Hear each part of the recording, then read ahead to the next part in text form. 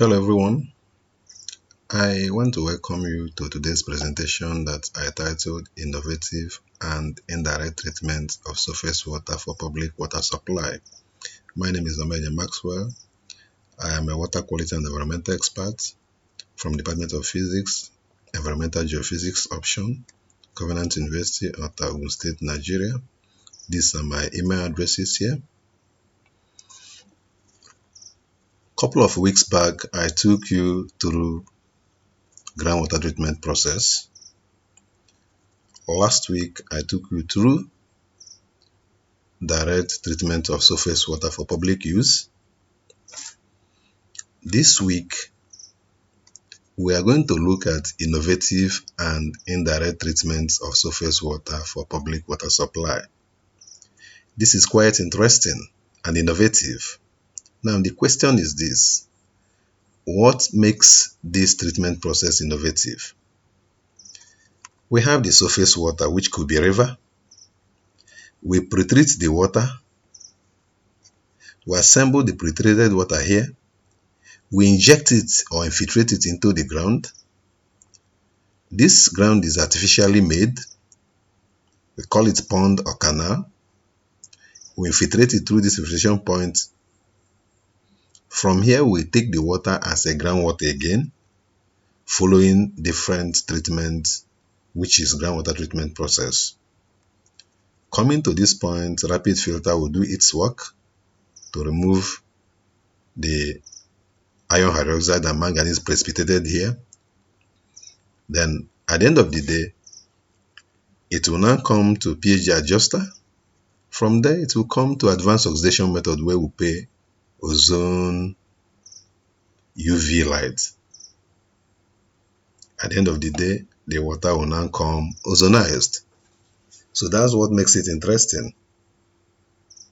So let me start by taking you through from step by step on how we make this happen to be innovative and to be indirect treatment method. So this is the surface water or the river water. To make the surface water suitable for transportation and infiltration, we must be sure that the suspended particles are removed. So how do we remove that from the river water or surface water? This pump sucks the water from the river. This is the river water intake. These are the intakes, the intake points. So we barricade the river water at this point to stop the fish passage or other aquatic animals from passing through to be part of the treatment process. So we stop it here, we barricade it here. Then after here, the micro sieve or rubbish grid will sieve the water more. So if it sieves the water more, the water will now come into the storage tank 1. From this storage tank 1, this surface pump sucks the water from this storage tank through this point, coming into this storage tank A. From this storage tank A, we dose chemical here. The chemical we dose is a coagulant such as trivalent metal salt. This coagulant, in most cases, we use iron trichloride salt. Addition of iron trichloride salt into the raw water increases the chloride concentration in the water. With the help of this flocculator here, it will stir the water very well, create turbulence within the water. If it does that, heavy metals being positively charged are adsorbed to the floc. At the same time, microorganisms are removed as well. During this treatment process, the water quality changes, like the turbidity, suspended solids, heavy metals, and colony counts decrease. If all these things happen here, then the water is sucked from this point. Coming to this point, these two valves will be closed. Then this valve will be opened for sampling. We sample to check if this oxidation processes, flocculation, and everything would have taken place here. If everything that we mentioned here happened due to the coagulant introduction here using iron trichloride, we'll sample here to know if it happens. Remember, this iron trichloride salt does not handle micropollutants. So we test for everything here. We test for TDS, pH, total organic carbon at this point. After everything, we allow the water to move.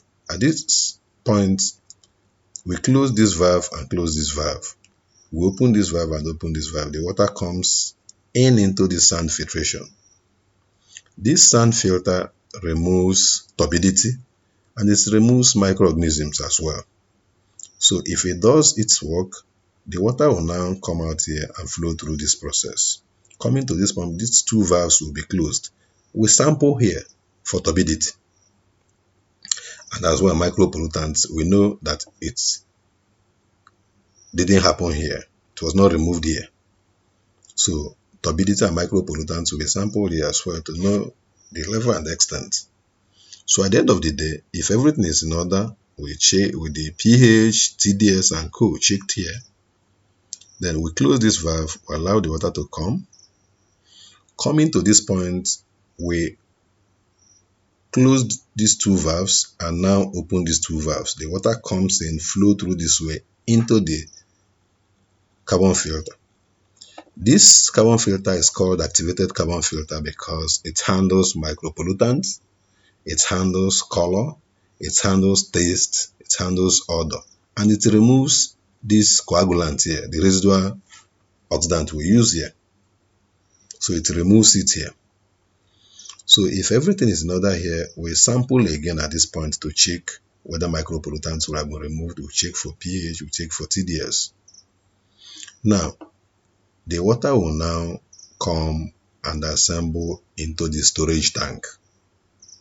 This storage tank is termed the pre-treated water tank. So the pH would have been very low because the iron trichloride will precipitate ferric ions, and the ferric ions precipitated here will assemble hydroxy ion and remove them from the water. Removal of hydroxy ion from the water reduces the water pH. So but this pH will be handled upfront. So this pre-treated water here, why did we pre-treat the water here? The reason is that this protects the contamination of the transport route pipeline, this transport route pipeline into the canal. And it's as well protects it from clogging. So, and this pre-treated water from this tank will be infiltrated into the soil, thereby improving the water quality and reducing concentration. Now, from this canal, the water is expected to spend not more than 2 months. That's why we say that the retention time inside a pond or canal is just 2 months, which makes the water microbiologically reliable.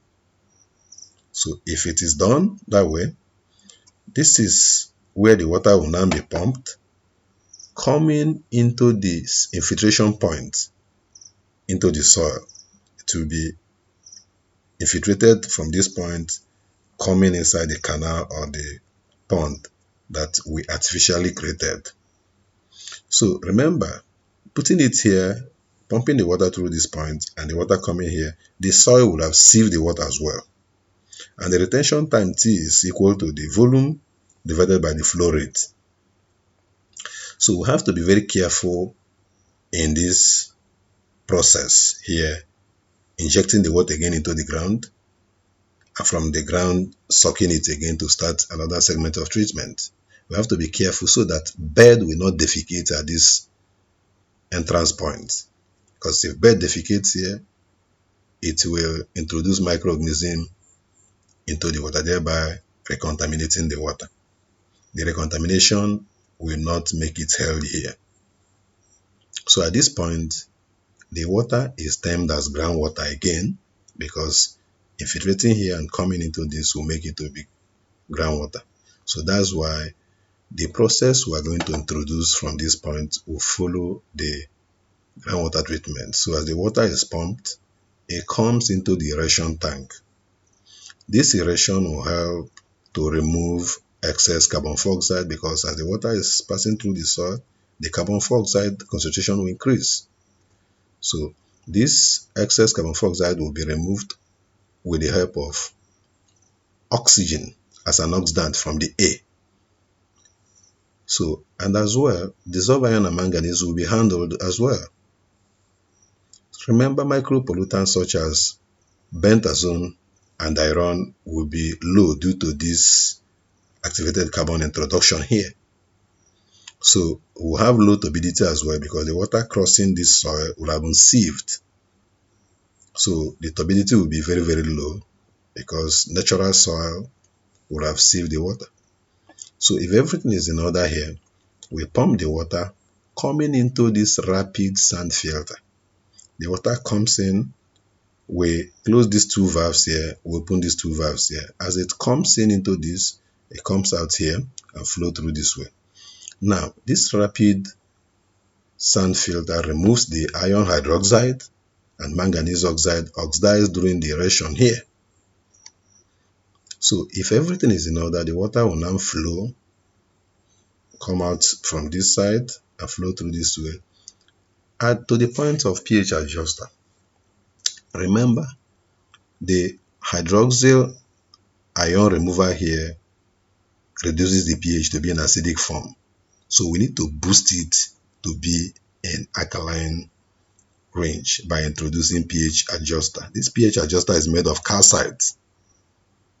The calcite here will introduce the calcium and magnesium ion, thereby boosting the pH to the normal alkaline range for good water, which is 7.2 to 7.5.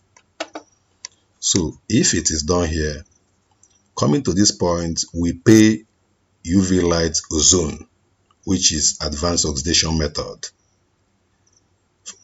for disinfection. So this UV light sterilizes water very well, especially the range of 200 or 225 nanometer UV light. Its efficiency is very high. It does not have any side effects. So if it does its work very well, coming to this point, we inject ozone that the ozonator would have generated. In most cases, we suggest 3 grams or 6 grams. So how does ozone generator generate ozone? The generator has a nozzle that extracts air from the atmosphere. Once it extracts it, the diffuser will only suck in the oxygen, thereby throwing away some elements like nitrogen to eject them out. So the O2 will be allowed in. Then this generator will supply high voltage of 360 volts that will break the O2 into O1, thereby pushing it down into ozone chamber. The O1 will recombine to form O3.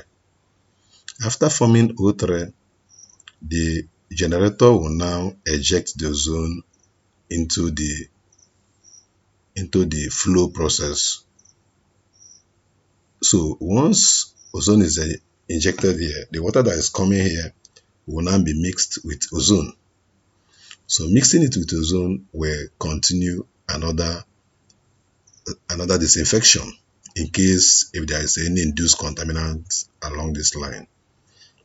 So we allow the water to pass through 0.5 micron filter in case if there is any debris that will have been picked. Then we'll allow it to pass through absolute filter of 0.2 milligram to micron filter too. So if the water passes through 0.5 and 0.2 micron, it's remove any form of debris, then the ozonized water will not be tampered with, because the filters do not have any effect on the ozone. So the water coming here will now be completely ozonized water. The residual ozone of 0.2 milligram per liter is expected to hold the water all through the distribution centers to the public. So the water, with the help of this pump, will help to project the water or to push the water to the public for usage. So this is an interesting treatment process, which is very smooth, which is very nice, very innovative in nature, and indirect method. Remember, just like what I said, this is the river water. This is where we stop the aquatic animals from entering into our treatment process. This is where we still sieve and remove more rubbish. So this is the storage tank. This is where we add coagulants like iron trichloride. It will do its work with the help of this flocculator, steer the water very well, create turbulence, and the water will flock, assemble, and sediment. This is where we remove those sedimented particles. This one here handles micropollutants like bentazone and diros will be handled here by the activated carbon filter. This is the pre-treated. From the pre-treated, we inject into the soil, which will refilter the water more naturally. So from here, we now start a new method again, which takes the shape of groundwater treatment until we come to this point where we apply advanced oxidation method of disinfection. We have ozonized water. This is quite interesting. So the next week's on will be much better and much interesting. Thank you very much for your attention.